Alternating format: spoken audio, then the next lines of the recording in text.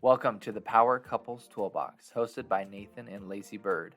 Seeing the high rate of divorce and the different ways relationships are under attack today, the Toolbox has created a network where relevant information can be accessed, communities can be formed, and transformation can take place. It is our goal to supply you with valuable tools and resources to help you and your relationship thrive and to connect you with other power couples around the world.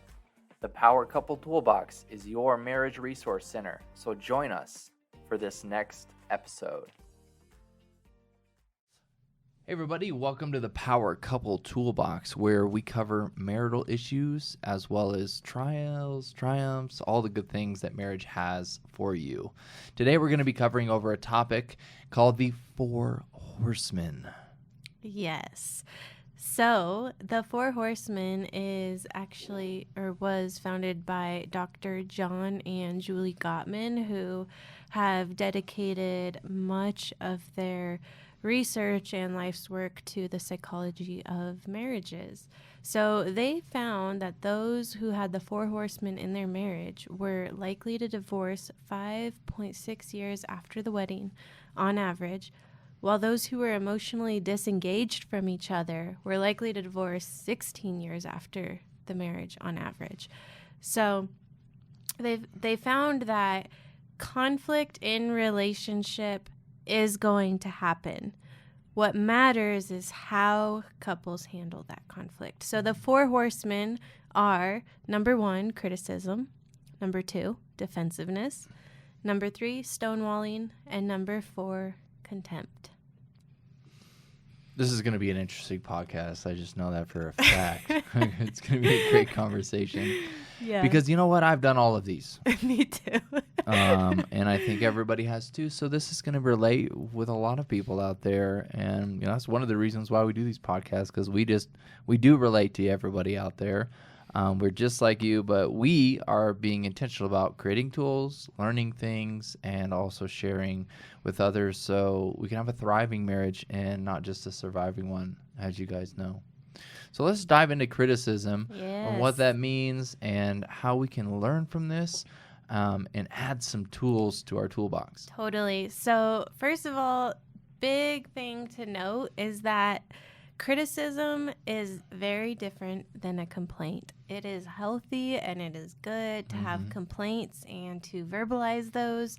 The difference is that criticism is deeply personal. You're attacking your partner at the core of their character. So you're dismantling their entire being when you criticize them, and you're basically saying what they did is who they are, and you're going way deeper. So most conversations that would begin with a criticism will definitely turn into an argument. Oh, I got something for you. I remember when I come home from work that one day, and it was just like you went all throughout the entire house. You cleaned it. It looked perfect. And I was just looking for one more thing that you forgot to do. Such good memories. And you remember that? And it was just this over-analytical mindset that I have. And then it immediately brought you to a position where you felt less inferior. And, it literally was like this personal attack towards you. You literally walked in the house after I had cleaned the whole thing, and you literally walked up to, like, the windowsills and the windows, and, like, we're looking super, super close to them and, like, looking for something that was wrong. I said, are you going to get this? No, you said you missed a spot. Yeah, you missed a spot. And that is... when the entire house was actually cleaned, guys. Just So anyway. Here, I have a really good example that I put together of a complaint versus a criticism, because you will have complaints in a relationship, and it's important to verbalize those correctly. So in this example, the complaint, so this is how a complaint would go. I was scared when you were running late and didn't call me. I thought we had agreed that we would do that for each other. This is the criticism. You never think about how your behavior is affecting other people. I don't believe you are that forgetful. You're just selfish. You never think of others, and you never think of me. Ooh. That statement is like it's out of control. Okay, first off, you always, you never, those are words that you never actually need to use in your relationship, first and foremost. And it seems that you can have a complaint, but as soon as the complaint immediately turns into criticism, then that's where you've stepped over the line. Right. And the problem with criticism is that when it becomes pervasive, it paves the way for the other four horsemen. Oh my gosh. The other three horsemen, I guess. Yeah. And those ones are much more fatal to the relationship, but the criticism is, again, what paves the way and what kind of creates that ground, because you immediately put up walls. So when you're being criticized, so it makes the victim feel assaulted, rejected, and hurt. Let's run through a scenario. How about that?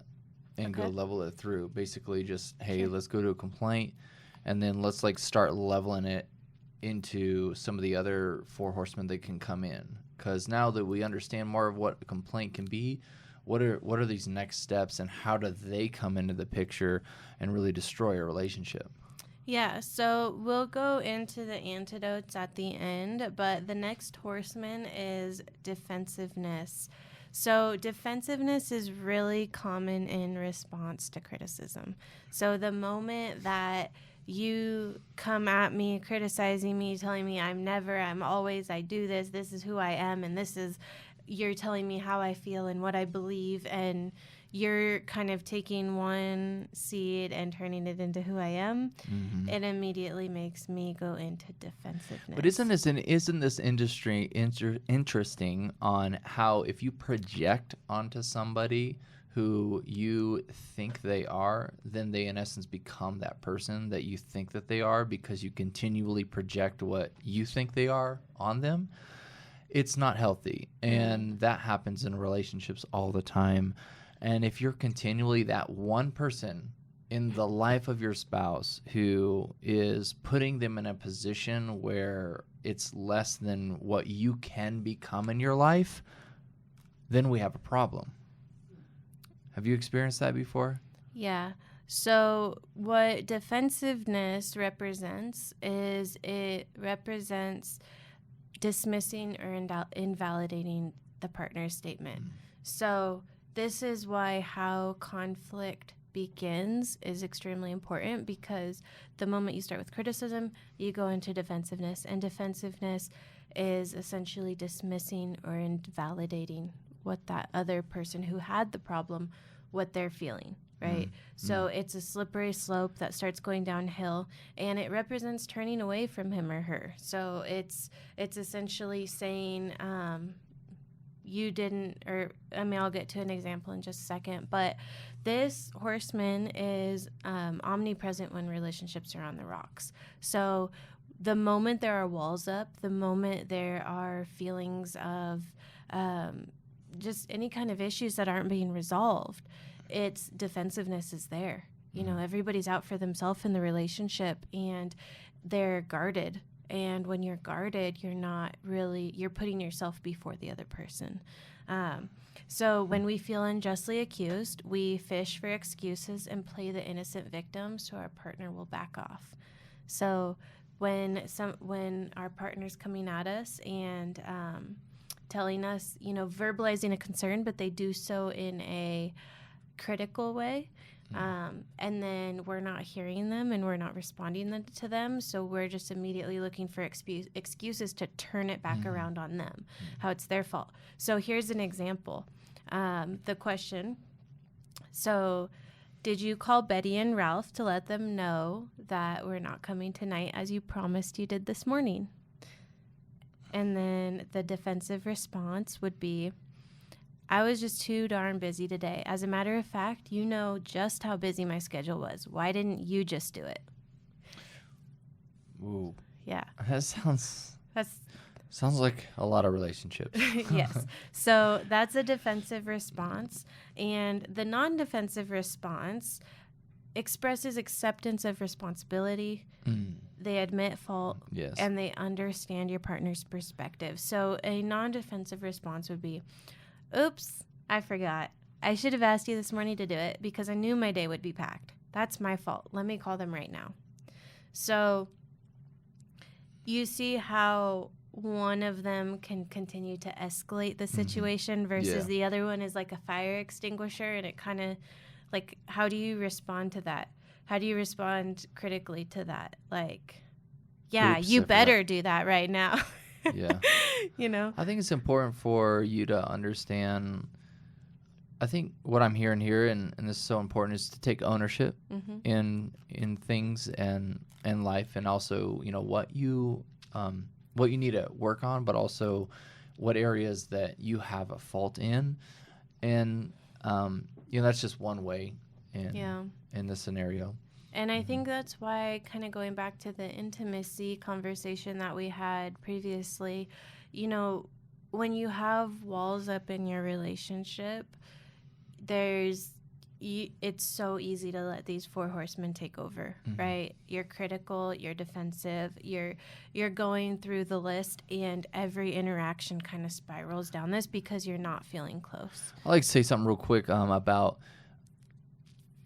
neural pathways in your brain and how you create habits, and making sure that whenever you get into these heated moments of conversation, whether it's you being defensive from the other person, just to recognize the habits that you're creating, and how it can be detrimental to the relationship if you're not being intentional. So you guys will hear me say this many times on the podcast and just in life in general. It's just, how are you living an intentional life, and not within the habits that you're creating internally to the relationship and then externally into whatever endeavors you're in. So just important to be cognizant of that.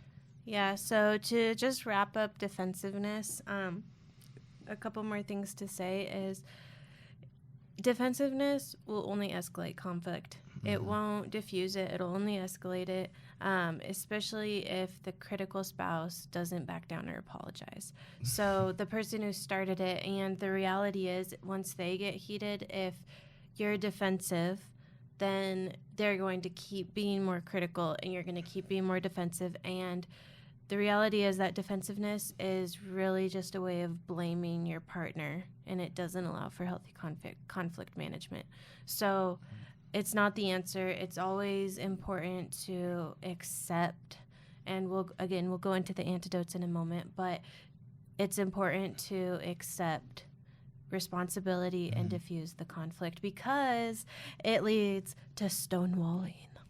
And stonewalling is usually a response to contempt. So stonewalling means that one partner is not communicating like at all.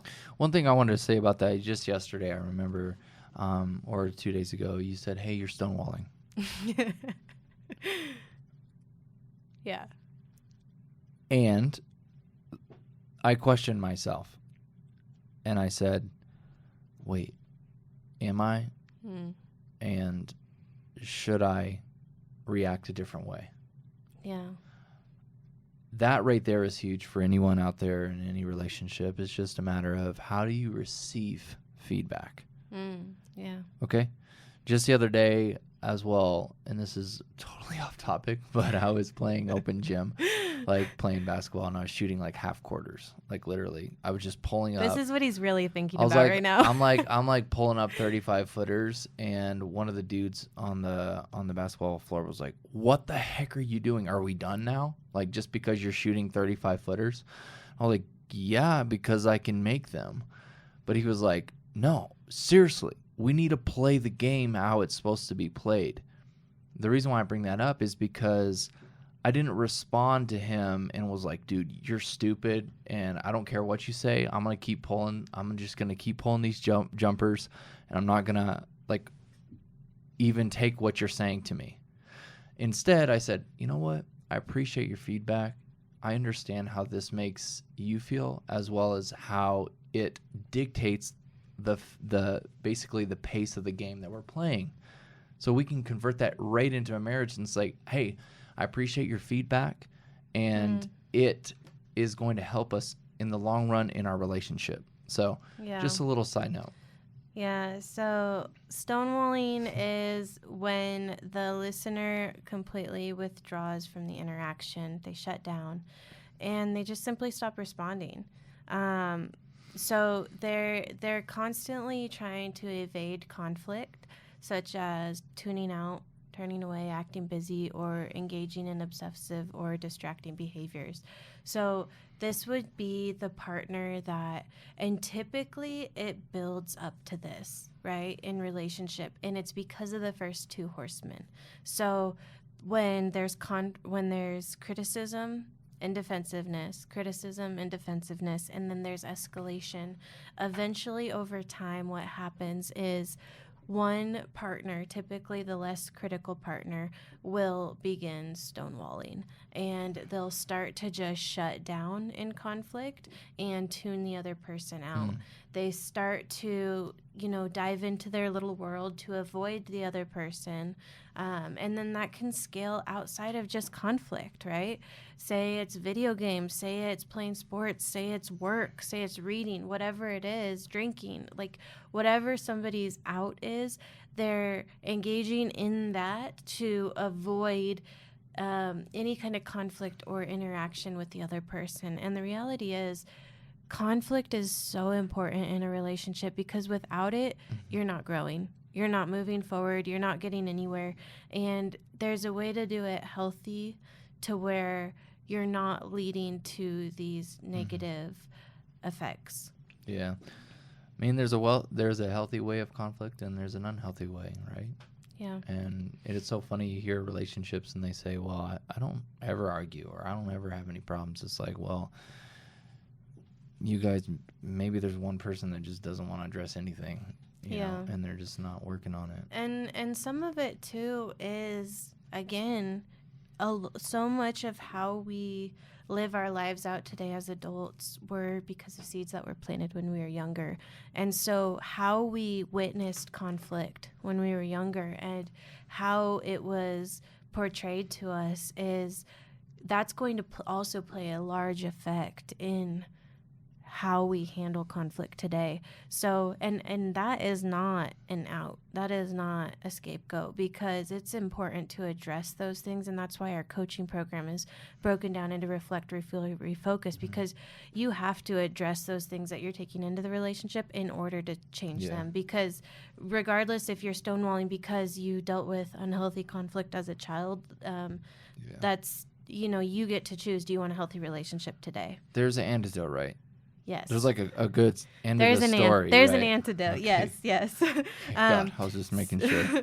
So one final thing to conclude Last one. With stonewalling is that there's also a physiological component to it. So the other person is not just glazing their eyes over and shutting down.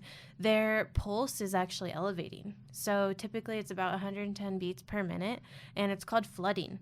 So you're not actually able to take in new information at this point because you're going into fight, flight, or freeze, which is also known as survival mode.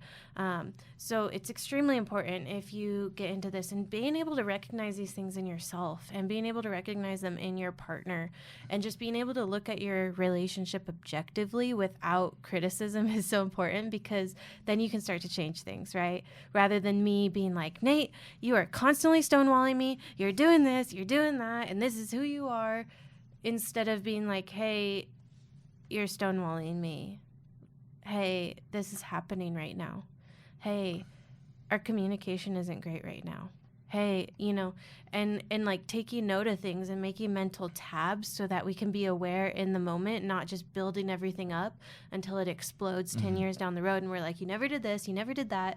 So might I suggest with you guys out there, it's okay to take a break. It's okay to take some deep breaths. Yes. And then engage into a conversation where you both want to win, you both want to actually have a better relationship. So anyway, sometimes it can be difficult in the heat of a battle. Yes. Okay, so the fourth horseman, the most deadly of all four, and the single greatest predictor of divorce is contempt. So when contempt is here, you're turning against that person. Their need for affection makes you hostile. Oh, I've been there for sure. Where just like it's like resentment on steroids, where you just feel like because you're holding so many things in, because you have so many unresolved issues that you haven't dealt with properly, and it builds to this. When you can't handle conflict properly, it builds to contempt, where you are just truly mean to the other person. You're treating them with disrespect. This is sarcasm. You're mocking them. You're sarcastic. You're ridiculing them, calling them names, mimicking them, using body language such as eye rolling or scoffing. Like, those are all really big indicators of contempt. And it's because there's so many things that are held in, that are bottled up, that haven't been properly expressed, that are now changing your heart towards that person. So it goes beyond just that, how you feel in the moment. And it's more of a universal, like, this is who this person is. And there's a lot more loaded behind it. So anything that they do, you're looking at them through that lens. It's basically like one person has contempt, and then it literally gets to the point where the other person has contempt as well, and then it just goes back and forth. Yes. And then just imagine how long a relationship can really last if there's contempt from both sides over the course of many years. Exactly. Think about the couples out there, and then, you know, there's people out there now that are listening to this that have 1 kid, 2 kids, 3 kids, right? They've been married for a little while, and they're gotten to this point now where they're both in contempt. They don't really want to be in a relationship, but they feel like they need to or have to, based on the fact that they have kids and they have obligations, and then they have all these, you know, they maybe have a house or 2 together. No intimacy. And but then they're like, I'm stuck, right? But still, you're both in contempt for each other, and that doesn't, it's just not a healthy lifestyle. Yeah, so here's kind of going back to criticism that we talked about first. So, well, criticism is attacking your partner's character. Contempt is you assuming a position of moral superiority over them. So you're not just attacking the person. Now you're saying that you're better than that person. Oh, wow. So you're looking down on them and kind of elevating yourself, which is that difference there. So here's an interesting fact also, like as far as health goes. So research has even shown that couples that are contemptuous of each other are actually more likely to suffer from infectious illnesses, such as colds and the flu, due to weakened immune systems. They're constantly, because it's a form of a stressor that you're constantly carrying, right? So again, it's fueled by long simmering negative thoughts about the other partner. And when they come to a head, the perpetrator attacks the accused from a position of relative superiority. So they've built up their case behind the scenes, and then boom. Let's and go. Yep, they're looking down on the other person. And it honestly, for a relationship to be healthy, it has to be eliminated, which leads us into our antidotes. Yes. You want some positive? I've been waiting this whole podcast to get to the antidotes because I don't like the doom and gloom. But you know what? It's just a matter of perspective. It's real. On how it's all real. in how you deal with the things in your relationship. So, contempt. Criticisms. I think it's important to note too that, these Four Horsemen, and while yes, studies show, like literally studies are showing that when you have these 4 traits in your relationship, the rate of divorce is much higher. However, you're not a tree. You can move, right? Yes. Nothing is permanent in how you handle things and how you act. If you're recognizing the interactions between you and your spouse are on more of the negative side, you can change that. You can fix that. You can always grow from that and recognize those things, but you have to choose to, and you have to want to. You can't just expect the other person to need to change. Like, it's kind of funny the amount of people that we've had tell us, like, the other person needs to change. The other person needs help. It's crazy. The other person is the problem. So, antidotes. First of all, criticism. The antidote for criticism is a gentle startup.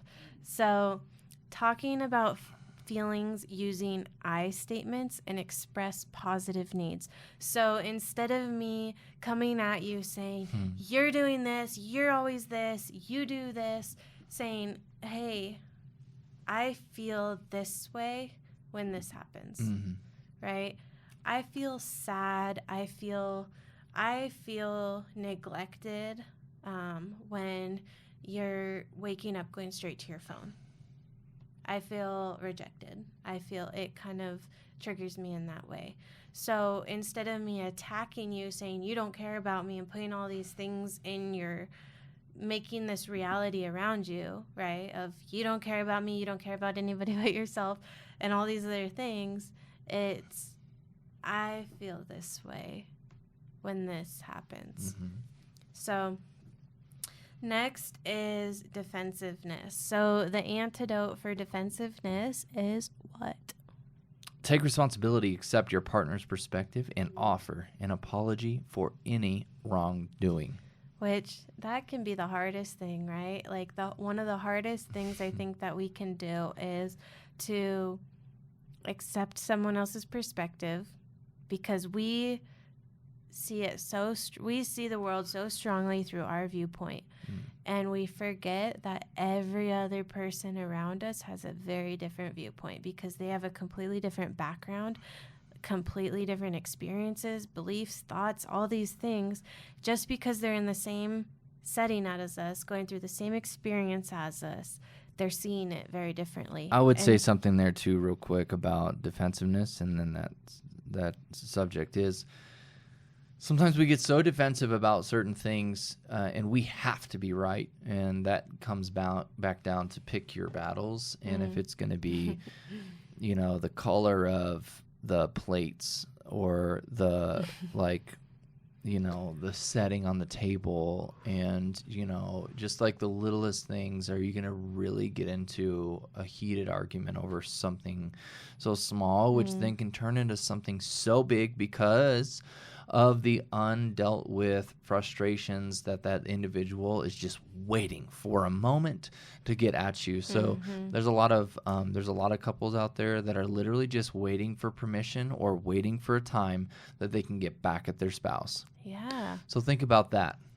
And I think too, like what you brought up is, like, we have differing opinions on everything for the most part. And if we were to actually like argue to the death each one of those, and then it's like, wow, is that really more important than the quality of our relationship? Is, I mean, I know we have those little things that come up too, and I can't think of any off the top of my head. I don't know, can you?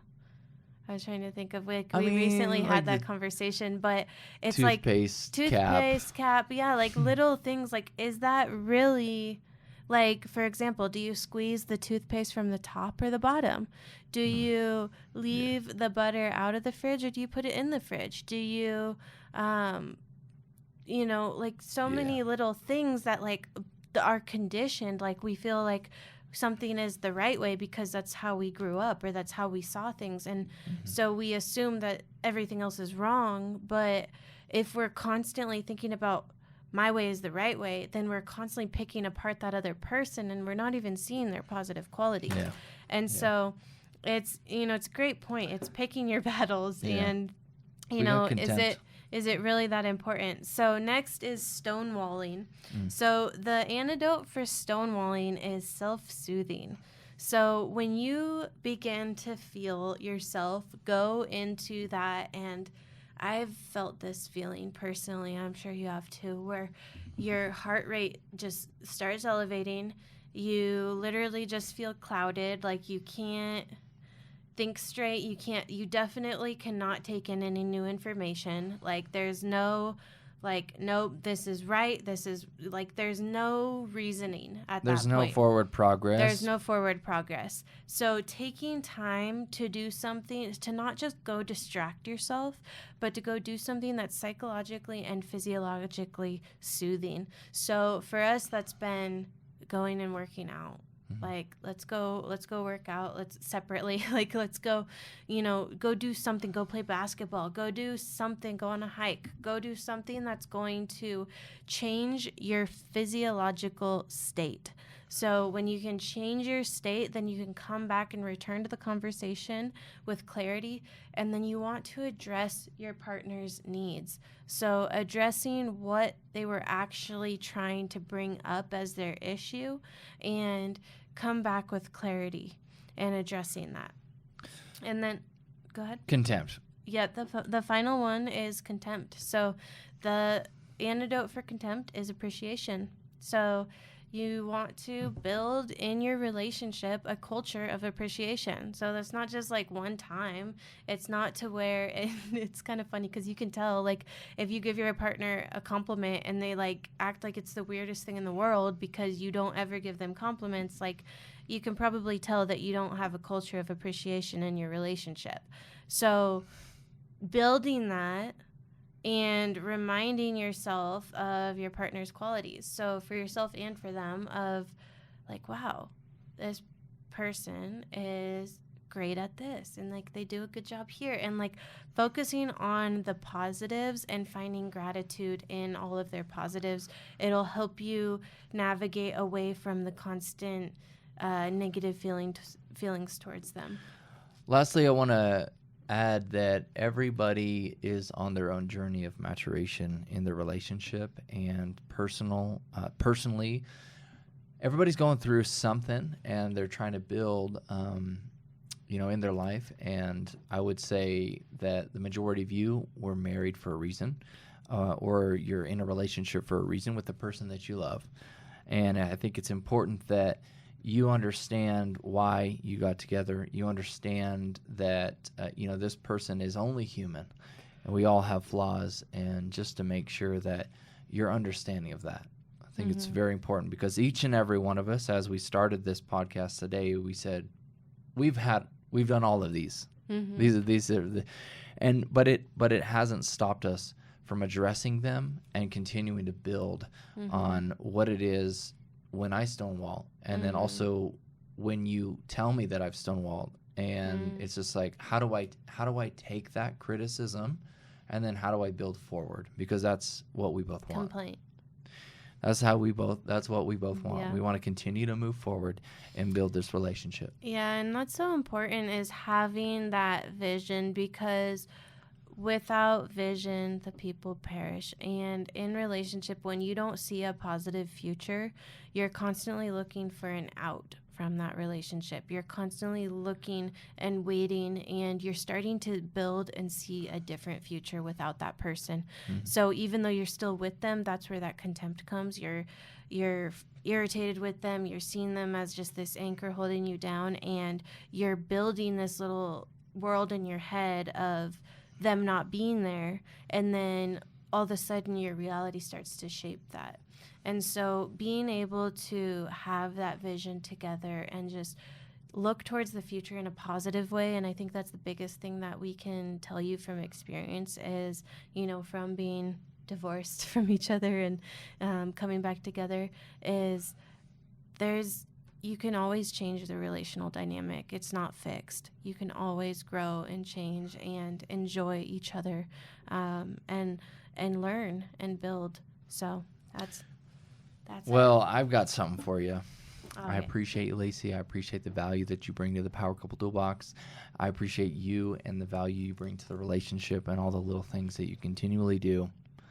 And you know who else I appreciate? All of our audience out there. Yeah.